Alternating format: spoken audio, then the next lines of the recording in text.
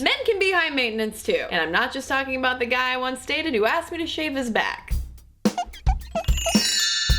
Last week I talked all about the stereotype of high maintenance women and how it actually has very little to do with being a woman at all, but rather is code for things like knowing exactly what you want, perhaps being a little bit picky. Maybe you are kind of a jerk and far too demanding, and also being anxiously attached and constantly needing validation in your relationship. So the whole thing of how do I look? How do I look? How do I look? According to the logic that being high maintenance actually has nothing to do with being a woman, high maintenance men exist as well, especially in the context of relationship upkeep. So while high maintenance women in relationships are typically characterized by needing continual validation of their beauty and sexual desirability, high maintenance men in relationships may be similarly characterized by needing to have their own desirability and attractiveness validated, but also with an added emphasis on fidelity and exclusivity. It often involves routine monitoring at varying levels of intrusiveness to continually confirm that the person they're in a relationship with is theirs and theirs alone. I would also challenge this frankly sexist stereotype